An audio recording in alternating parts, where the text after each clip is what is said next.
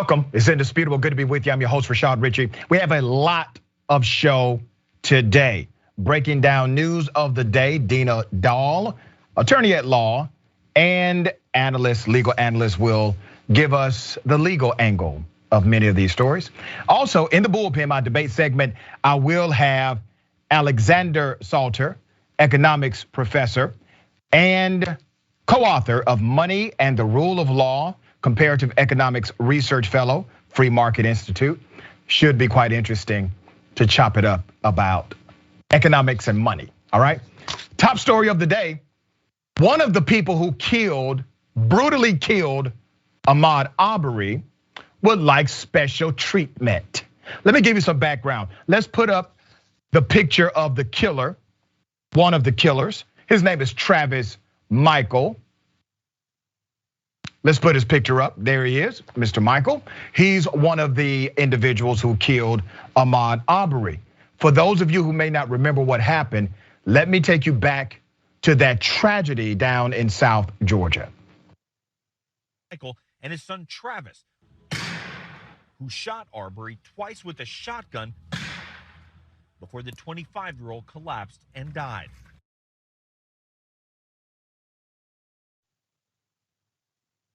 Okay, all right, so you saw that, sad, horrific, right? It was a murder. They chased him down and killed him. He was jogging. Now, Travis McMichael, one of those killers, he would like special treatment. One of the men accused of chasing and murdering Ahmaud Arbery is fighting to ban certain photo evidence from his upcoming trial. Now get this, Travis McMichael and his attorneys have requested that the court ban a photo of his old Georgia flag theme vanity license plate, which includes a Confederate emblem. Let's show a picture of the truck with the Confederate emblem they would like to suppress. Now, this was the vehicle they used to kill Mr. Arbery, as he was simply jogging in a white community. They want to ban this. Let me show you a picture of what this looks like up close. Here it is. They want to ban that. Keep that up there because this is contrary to what they've told us this was. I mean, those who support the Confederate flag and Confederate symbols and emblems, they have always told us this is about heritage, not racism. This is about history, not bigotry. That's what they have told us. So what's the problem? This is your history, right? This is part of your heritage, correct? Why ban it? Because you know good and damn well what it was truly about. And you know that members of the jury would know good and damn well what you are about when they see this emblem also. Prosecutors say Arbery was merely jogging in February when the father and son duo, Gregory and Travis McMichael, armed themselves and chased the young Arbery in a pickup truck in their neighborhood just outside the port city of Brunswick, about 70 miles south of Savannah. A neighbor joined the chase, William Roddy Bryan, took cell phone video that showed Travis McMichael fatally shooting Arbery as he threw punches and grabbed for McMichael's shotgun. Arbery was unarmed when he was killed by 3 shotgun blasts at close range. He actually tried to get away from these guys. Now, some people are giving credit to William Roddy Bryan, saying that he's the reason that this case broke wide open, and he should be given some credit for taking the video. You do realize he was recording so that those sick SOBs could continue reviewing what they did to this young black male. That's what he was there for. Attorney, what are your thoughts here? Are they going to be able to suppress the fact that he had this emblem on his truck when committing the murder? You know, I have been following this case and it's scheduled to go to trial October 18th. Now, sometimes the most important part of a trial is these pre-trial motions because that depends on what evidence goes in. So it's very important, this motion, and we're gonna see some others before the 18th.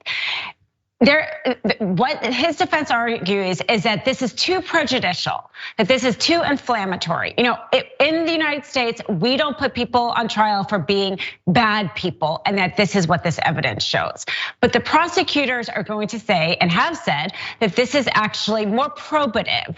It is irrelevant information because they are claiming self-defense, and the prosecutors are saying, no, he intended to kill him because of his race, and this evidence goes directly to intent.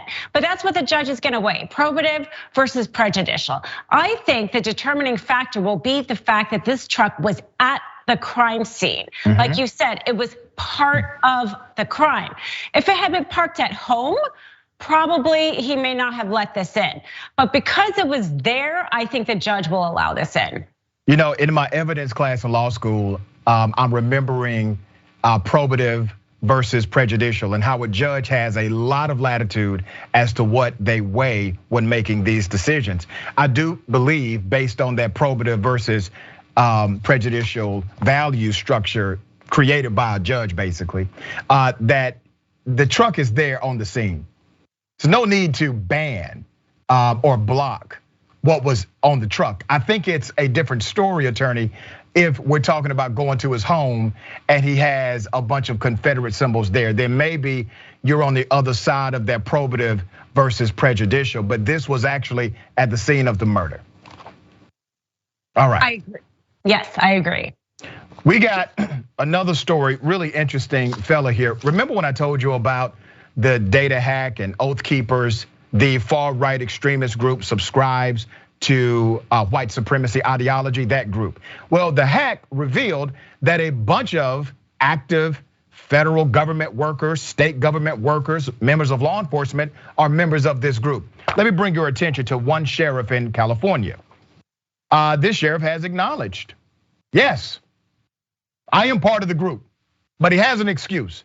You won't believe what the excuse is. Let's put up a picture of the Riverside County Sheriff. Chad Bianco was a dues-paying member of the Oath Keepers in 2014. An affiliation he acknowledges and makes no apologies for, despite the group's reputation as a militia of anti-government extremists, okay? He has no problem. Yep, he's a member. He paid his dues. He gets exposed. But here's what he says. He says he forgot. Oh, completely forgot I was a member of this group. Completely forgot I wrote them checks. I forgot about all of this. Let me give you some background to this sheriff. Members of the Oath Keepers allegedly played a role in the storming of the nation's capital during the Stop the Steal terrorist attack. Bianco, however, defended the group as pro-Constitution. Now remember, these guys committed an act of domestic terrorism. They have been arrested, charged. Currently, many of them are being investigated. He says it was actually pro-Constitution, pro-freedom, an organization mislabeled by the FBI and mainstream media. So he blames the mainstream media and the FBI for these criminals trying to overthrow American democracy, stop the certification of the electoral process, which is, by the way, a constitutional mandate. It's quite interesting to me that you can be or call yourself pro-Constitution and you are literally siding with a group of people who are antithetical to the constitutional process. But I digress. He has been an outspoken critic of COVID-19 vaccine mandates, mask mandates, and business restrictions since the pandemic forced statewide business closures in March of 2020. Last month, this sheriff said he would not require his employees or job applicants to be vaccinated. That's against the COVID-19 state public health order. Wow, in violation of administrative law. In a telephone interview with the Southern California News Group, the sheriff said he forgot all about his affiliation with the Oath Keepers until the data breach of its website and publicity surrounding his involvement with the organization jarred his memory. This is dangerous. You know, a sheriff is a constitutional authority, and sheriffs have significant rights, abilities, protections under the law, given to them by their state constitution. Now, this sheriff is openly against the Constitution because he supports those who are as well. And he has no problem with it. He is loud, proud, and yes, he joins the cast of Fox News on occasion. Attorney, this sheriff is in violation of administrative law, but it's not really much they can do to him, right?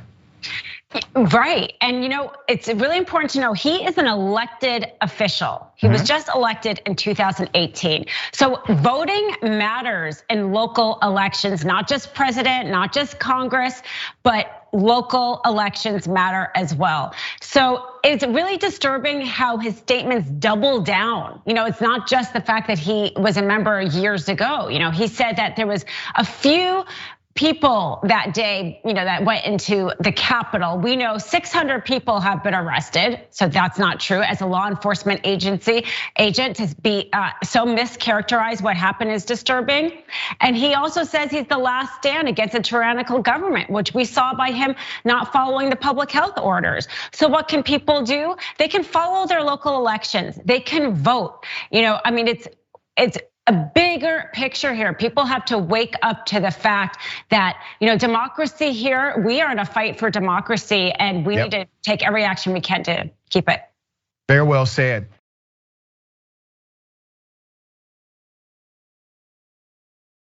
Another fight in democracy, Attorney Dahl, is the reality of local school boards making common sense decisions about mask mandate protocols, just as they make common sense decisions about dress attire, right? It's called a dress code. Or common sense decisions as it relates to teachers and the credentialing they need in order to teach. School boards can do this under their administrative law provision. Well, there's one person who says that school teachers and staff members, they're actually committing child abuse. They are, according to her, trafficking children, or should be compared to human trafficking, and they should die. Here's the video. Jennifer Bissett, mine. I have 3 kids in them, 2 in the high school, 1 in middle school.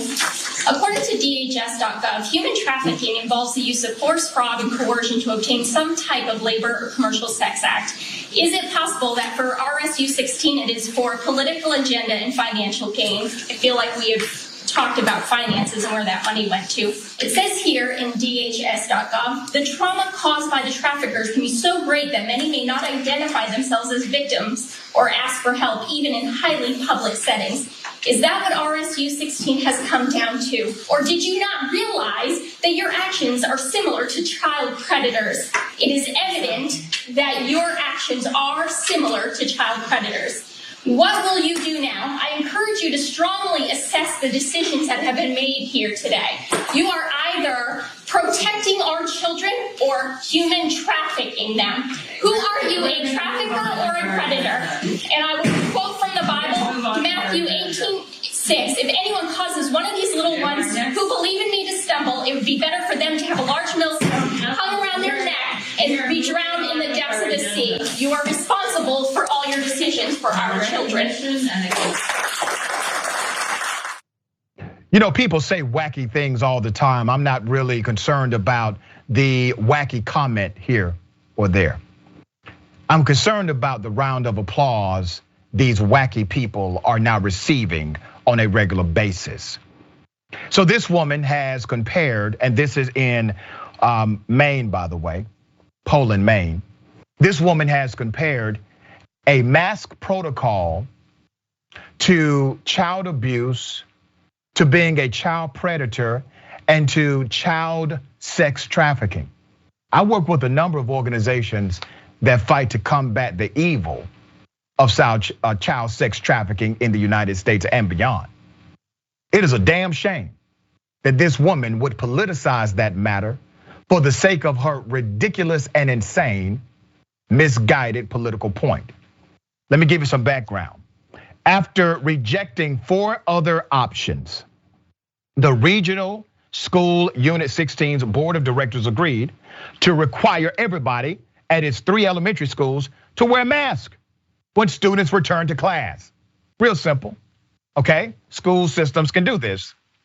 The move followed a lengthy debate about whether the 3-town district should mandate the use of masks either by everyone or only for those who are not yet vaccinated, or if the decision should be left entirely in the hands of parents and students.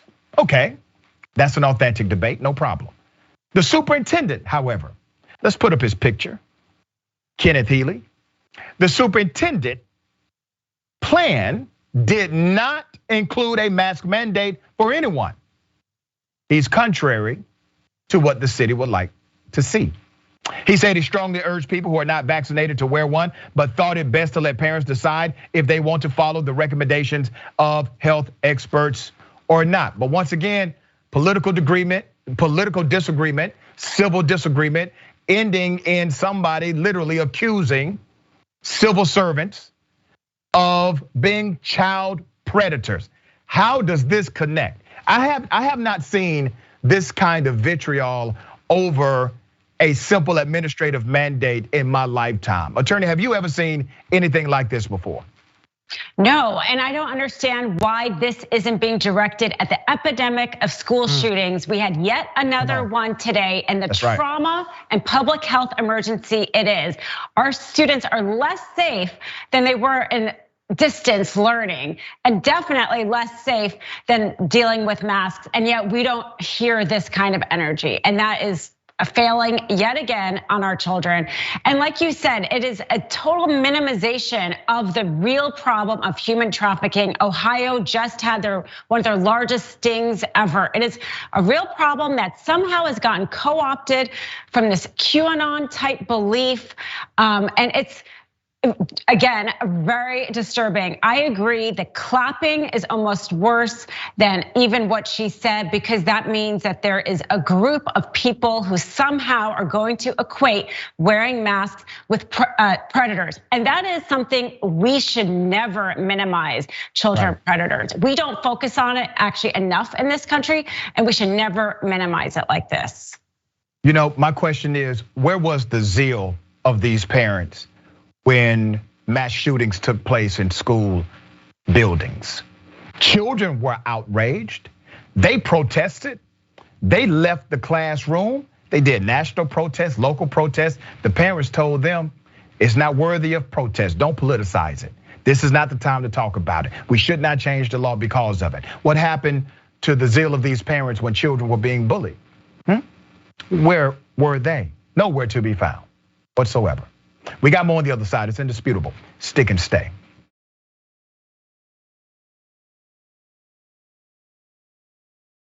Welcome back. It's indisputable. We have a lot of viewer comments. Before I go to those viewer comments, let me remind everyone, we have been nominated in the Atlanta Magazine Best of series for Best TV Anchor. You can vote until October 11th. You can vote once a day per the rules. Real simple. We'd love for you to support us. TYT.com/Rashad, TYT.com/RASHAD. Type in my name, Rashad Richey, and voila, you have voted, okay? All right, also, don't forget, Senator Nina Turner joins me right here on Indisputable. That is tomorrow. Make sure you tune in.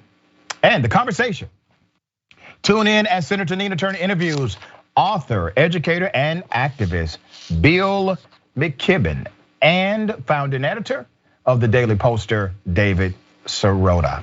All right, make that happen. We got a lot on the agenda coming up this week. All right, TYT member Occam's Taser. I'm sure he just pays dues for the free t-shirt and gym access. And I looked at their website. Listen, their dues are not cheap, okay? All right, Lynn, they always have to tie everything to child predators. You know, they tie everything to everything, right? These are the same people that are anti-critical race theory, but for their argument, they would talk about elements of critical race theory, such as the movement for Black lives in the 60s, the civil rights movement, right? They want to compare their struggle to that struggle while denying the origin of the struggle. It's insane. Okay, parents using their kids and everyone else's kids as political pawns should be guilty of child abuse. I'm not being hyperbolic for once. All right, the great American healthcare famine. Unbelievable comparison from that woman. She has been so gaslit. Meanwhile, the first graders killed in Newtown, Connecticut, would be in high school now. We live in a failed state. Marley Meadows Sanctuary. Oh, so now he's not proud of the Confederate flag. First degree murder and also a hate crime. For Primus or Primus. If you are proud of your Southern heritage, don't throw it away now. Yeah. Peter Hamby. Mark of slavery, heritage of pure hatred, past relives itself from the Haiku Dragon. Thank you for that. Jonathan Andrusek, I think, government employee, part of an anti-government group, huh? Exactly. Kimberly McAllister, I am so sick of hearing Christians use the Bible wrongly to justify their actions and beliefs. Imagine how people who were enslaved felt. Yeah. Twitch, they're proud of their hatred and racism until it can be used against them. Exactly. Yeatwood Mac. If it was too inflammatory, then maybe he shouldn't have put it on his car. Yeah. Fidelinero, why would he be apologetic? They're proud of their association with other bigot patriots. Yeah. Phoenix 32778, this is crazy. If these zealots put half as much effort into protecting their kids from being shot in schools, we would have better gun laws, etc. Absolutely would. 100% right on that. Ladies and gentlemen, I wish a Karen would. You want to call the police on them for having a barbecue on a Sunday? I feel free. Back off! I'm going to tell them there's an African-American man threatening my life. That's very nice. Don't you have a child in the car? Yeah, and I'm showing him what people like you are doing. It's wrong. And I didn't see. Wow, look at that. Look at that. So you guys could easily back up now. Spoke with you. Someone came up to speak with you. Someone even told you. Don't worry, we're gonna post this on YouTube so everybody could see. Wow. Wow, unbelievable. No respect at all. Yeah. They don't. Respect. You come near me? I'm not coming near you. I'm not coming near you. Then get your camera out of my face. Yeah? Yeah. Go back to your. You have lots of respect. Oh, go back to my country? Go back to my country? Holy Go back to my country.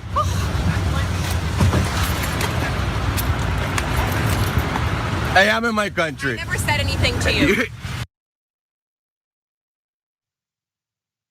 There were actually two Karens here. The first Karen started talking jazz initially, and then once it was revealed that Mama Karen was racist, all of a sudden she rolls down her window and says, I didn't say anything to you. That's a damn lie.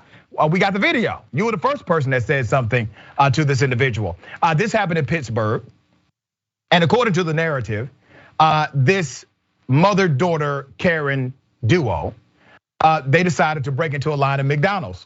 Okay, and the guy started recording. Well, they were upset, I guess, very offended that this recording had taken place, and they knew what they did. They knew what they did was wrong. They knew it was an insertion of privilege. But then it goes racist. Go back to your country, this Karen says, because she owns America. You know, all Karens believe they own America, and it comes out in various ways. Really interesting stuff. Attorney, what are your thoughts here? Yeah, I mean, I don't know if I love the fact that he kind of gets out of his car just because I'm really sensitive to how male-female interactions are. But absolutely does not mean that she should have said something like that. And the reason why it's so important, because hey, people can be kind of like awful people and say things, is when we were talking about the Oath Keepers, it's this belief that they own this country and people who do not look like them do not belong here, and it justifies them from taking all sorts of actions, including the attack on our Capitol on January 6th. And that's why what her statement says is really so bad. I wish people would get out of the conversation, take the narrative away, talking about, oh, this is my country. Well, and typically coming from, especially a white woman, a white male, their ancestors were the biggest thieves known to the planet as far as stealing land. I find it really ironic that that's still part of the narrative that they say to others, when we know one thing for sure, their ancestors did not come from here. Doesn't that seem ironic to you? Yeah, absolutely. We are clearly a country of immigrants, and it's so clear that it's really just how you look, right? I mean, it doesn't even sound like he has an accent. So it's really based on how he looks. And this is what I think. When you look around, when I'm out on the street, there are so many variations of colors of people. And these types of Karens who base it on, if you are white enough, that's how you belong in this country, you're fading away. This is, you can only hold on to this view for so long because it's gonna be gone. We are a melting pot and we're gonna look like that. Yeah. Did you have a mean bus driver when you were in school, Attorney? Did you have a mean bus driver, or was your bus driver nice? I pretty much was able to walk to school, so I don't think I had a mean one. All right, so I had some mean bus drivers. I had some nice bus drivers. The nicest one, her name was Mrs. Bridges. She was sweet as pie. Now, I had some mean ones too. But compared to this one, my mean bus drivers were Mary Poppins. Double dose. You want to call the police on them for having a barbecue on a Sunday. You're still free! Back off! I'm going to tell them there's an African-American man threatening my life. This bus driver makes my kids cry every day. Go ahead. I love you. Have a good day. Please don't yell at my kids today. I don't yell at your kids. Yeah, you do. I'm not too long.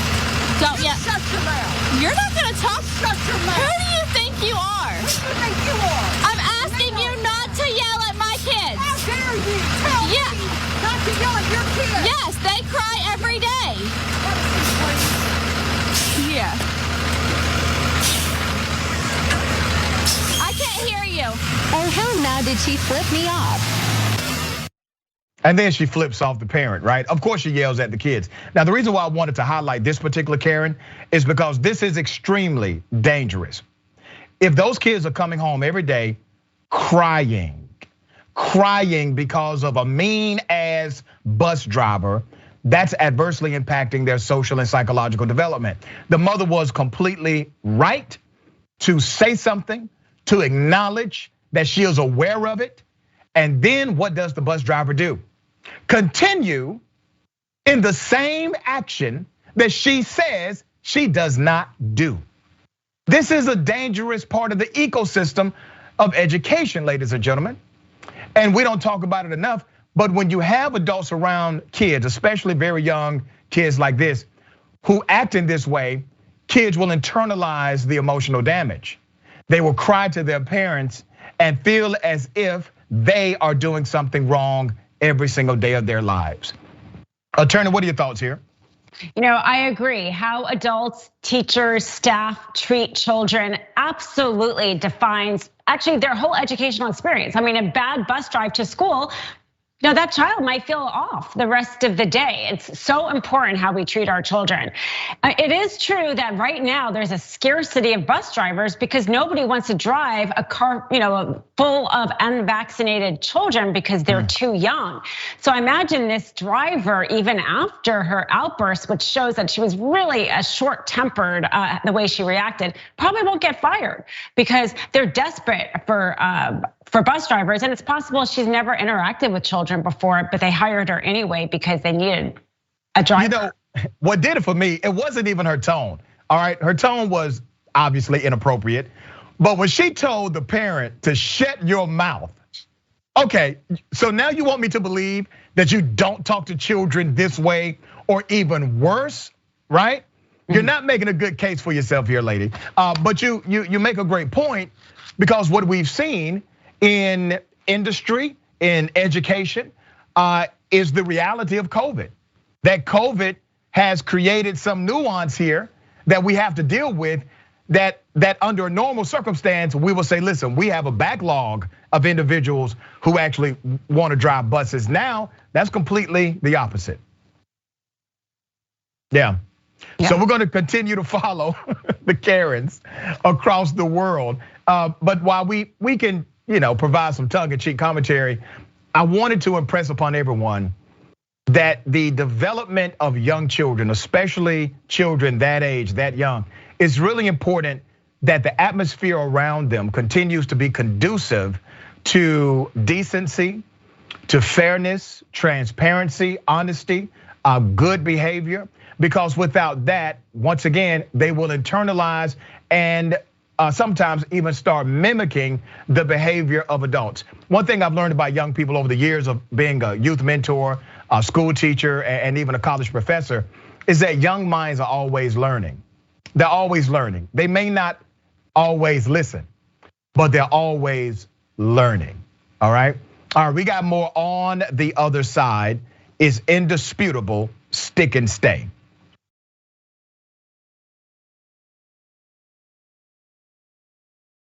Welcome back, it's indisputable. A lot on the agenda. Let me read some of these amazing comments. YouTube Super Chat says, Kiki off 05. I know I said that wrong, I apologize in advance. It's always funny when Karens walk up and say, get out of my face. That's another thing. Remember, we're keeping a book here of Karenicity. So that's another one we need to put in the book. That they will walk up into your face and say, get out of my face. All right, good observation. Ralph Smalls, I don't understand how white America thinks they own America when they've taken everything from every ethnic background and called it their own. Wow. Yep. TYT member, HR Hat the second, and I think Danion. Mama Bear got a talking to on the way home from Lil Cubby.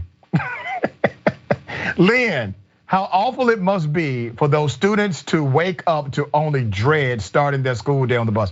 I just can't imagine that, but it happens. It happens, and it's extremely unfortunate.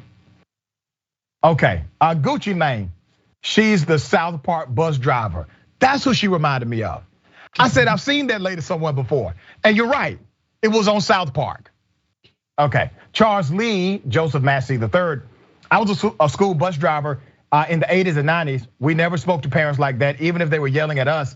The county needs to fire her ASAP. She's emotionally harming those children, and she is. Trudy, thank you, Trudy Lawrence. Trudy Lawrence all over the place. Instead of 2 segments, we have a double dose of Karen's 1 incident. I know, you really got triple Karenicity today. I apologize in advance, okay? C3339409, thank you. The whole show is, I wish a Karen would. No, not the whole show. Twitch, Rhino Lock, 2 for the price of 1. Yep. JD Smith died, this is gonna be hard. Digiartist, people do love McDonald's French fries. Can't love them that damn much. Okay. All right. We got more, very sad story, extremely sad story. A black male told these officers, I can't breathe, 29 damn times. Just imagine that. 29 times I can't breathe. And what do you think happens to him? He dies. Here's the video.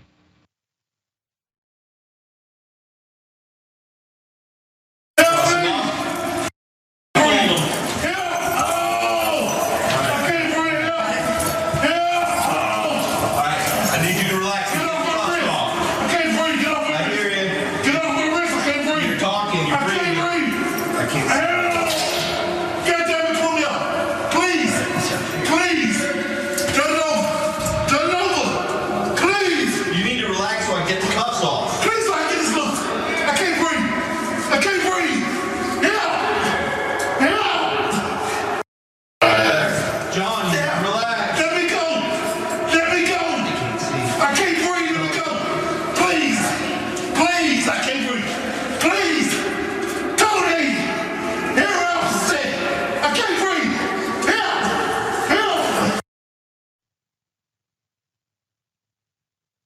He was having a medical seizure, okay? Let's put up a picture of the man they killed. His name is John Neville. A lawsuit has now been filed by the family of the man who died following his detention in a North Carolina jail. The jail staff is to blame. Security video of the jail staffers pinning the man to the point of suffocation was posted online. This is such a difficult story, okay? But I want you to be reminded that this man said, "I can't breathe," 29 times. And one of the officers is heard saying, basically, well, if you couldn't breathe, you couldn't say, "I can't breathe." Well, people say, "I can't breathe," damn it, believe them. What they're saying is, "I can't breathe well. I can't breathe freely. You're suffocating me. I'm dying." Neville was on the floor in a seizure-like state, sweating, had blood in his mouth. He became agitated as a nurse tried to take his blood pressure and cried out, and officers tried to restrain him using their body weight. A spit mask was placed over Neville's face, and he was transferred to another room in a restraint chair in the observation cell. He was pinned to the mattress and restrained by 5 officers, as you saw, as he pleaded for help and repeated, "I can't breathe." The lawsuit alleges an hour passed between when Neville displayed signs of medical emergency and when he was taken to the hospital. A district attorney announced last year that Neville died of brain injury due to positional and compressional asphyxia during the prone restraint, okay? They killed him. Let's put up a picture of these killers. Those are your killers. Former detention officers, Lavette Maria Williams, Edward Joseph Rossell, Sarah Elizabeth Poole, Christopher Brian Stamper, Antonio Maurice Woodley, and the person that took an oath to provide medical care, Michelle Huggins, all named as defendants. The 5 officers and nurses have all been charged with involuntary manslaughter in the death of this man that told them 29 times, "You are killing me. You are killing me. I can't breathe." Not one of them, think about this. Not one of them said, "Wait a minute, guys, let's back up here. Let's give him some space here." Nobody treated him like a human being. Put up the pictures again.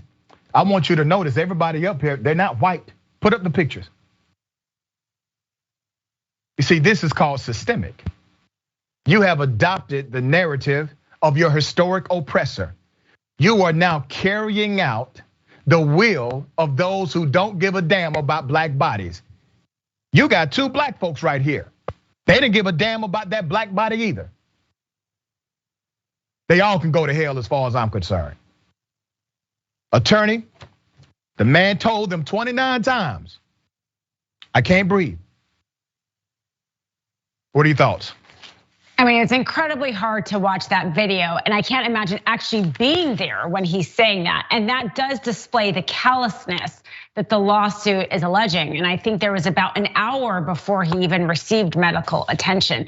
I think this lawsuit is very strong. I mean, this is so similar to how George Floyd was murdered. Yeah. This man was killed December 2019, so a few months prior to that. But as we see, George Floyd's family received about a $27 million settlement. I imagine they will also receive a settlement.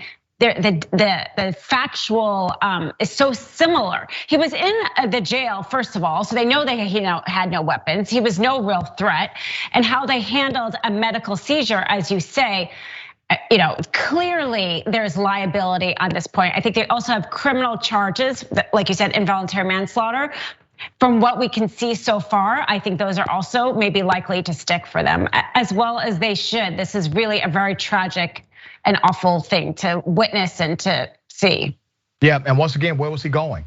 He was inside of a cell precisely designed to make sure nobody can go anywhere nor hurt themselves.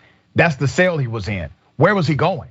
If everybody would have just stepped out and allowed the brother to calm down, he would be alive today. Maybe uncomfortable in that lonely state, but he would be alive today. They didn't even follow protocol of their own department.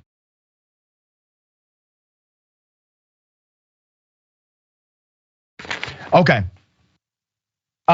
There's been a rise, ladies and gentlemen, of anti-Karens. We've been highlighting those on this show. I think it is an important element of our society.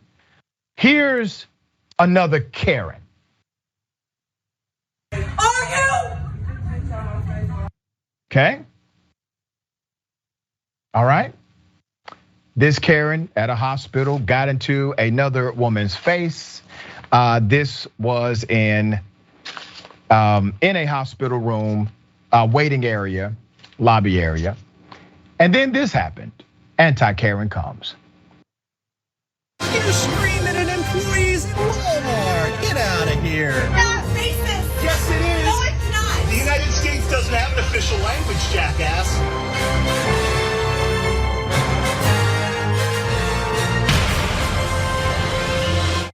Stay away from the other people, you hear me? If you stay in this chair, get the fuck out. Do that again, I'll kick you out myself.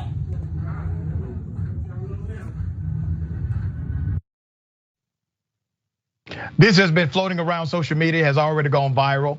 And because I have covered so many Karens today, you had a double dose of Karen, and then one of those Karens, you had two Karens in one. I said, let me show an anti-Karen.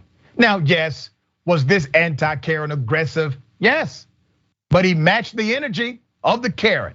It seems like that's necessary these days. The rise of anti-Karens, we're seeing a lot of this happen, attorney. Yes, and she got a taste of her own medicine, clearly. The Karens, it's a power trip, right? And they should remember there's always somebody more powerful than them. And this was a great example of that. Do it in front of somebody who actually has some authority, and he definitely put her in her place. And I imagine that waiting room is rather peaceful with him trying to break up any conflicts that might occur. Well said. If my significant other loves me this much, I don't need this love at all. There's a woman who allegedly wanted to spend more time with her boo, so she called in a bomb threat to her boyfriend's job so that he could spend more time with her. Let's put up a picture. Her name is Kaylee Blake.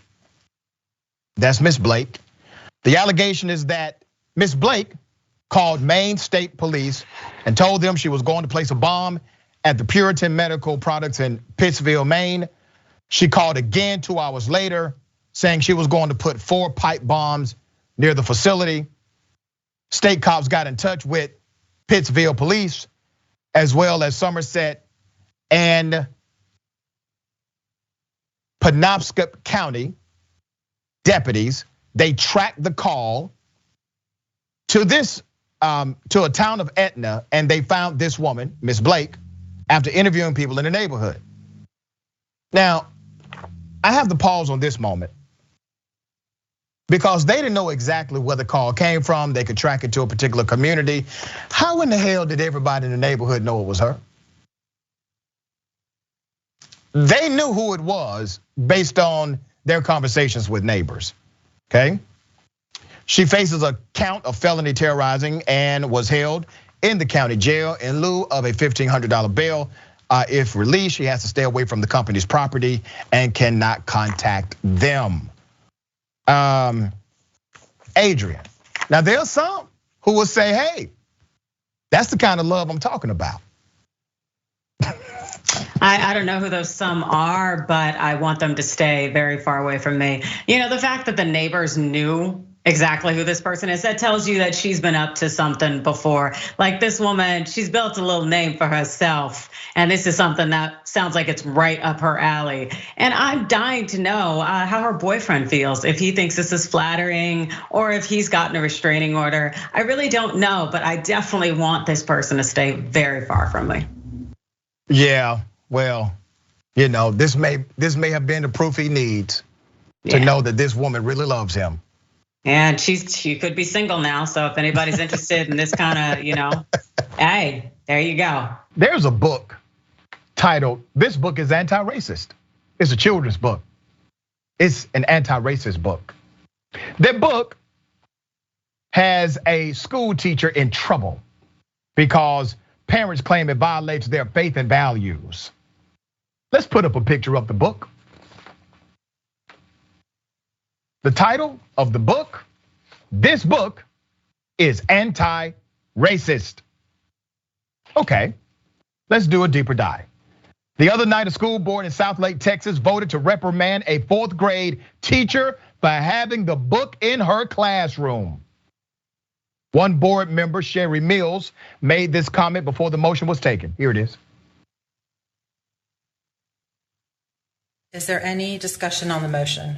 Yes, I would like to let the teachers know, if you are worried about teaching school in this school district, that you should watch this vote. I want you to know that you are right to be worried by whoever votes yes for this vote.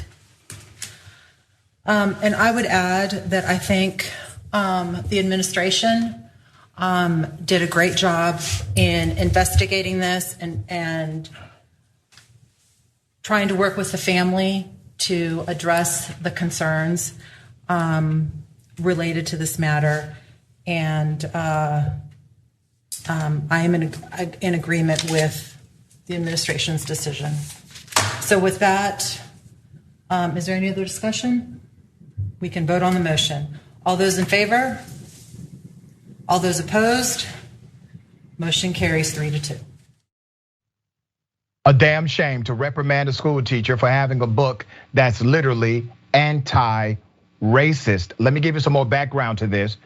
It appears the school administration investigated the parent complaint and decided against discipline of the teacher, okay? Right move, there's no issue here. Then the parents appealed to the school board and the 3-2 vote happened, overturned the administration decision, formally reprimanding the teacher. The parents' complaint was not only that the teacher had the book in class, but also how the teacher reacted after the parents complained to the principal. Again, the district investigated and found no reason to reprimand. The parents, they go to the school board and they say, oh no, this is against our values. The book teaches how to build coalitions, how to connect and not be disconnected. And it does it in the context of child learning. These parents, who I guarantee you have not read one page in that damn book, could care less about bringing people together. What they care about is a political agenda, because to them, they will classify everything under critical race theory. And I told you this from day one. They're not banning CRT. They're banning what you just saw, the reality of racism and racial issues in America, even when it's taught in the proper context. Sister, it's always a pleasure having you on Indisputable. Tell people how they can follow you and check you out. They can follow me on Twitter, @DinaDoll1. Thanks so much for having me. Absolutely. All right, the bullpen is next. Stick and stay. Don't forget about the conversation coming next. Take care of yourself. Take care of each other. Take care of the planet. Remember, the truth is always indisputable. Welcome to Indisputable. I'm your host, Dr. Rashad Richard. We got a lot happening today. But what do we do on this show? We tell the truth. You know why we tell the truth? Because the truth is simply indisputable. Rashad, great to be here. Congratulations on the new show. And I gotta let everybody know that Rashad and I go way back. People still need health care, so I won't stop. People still need criminal justice systems reform throughout this country, so I won't stop, and you won't stop either.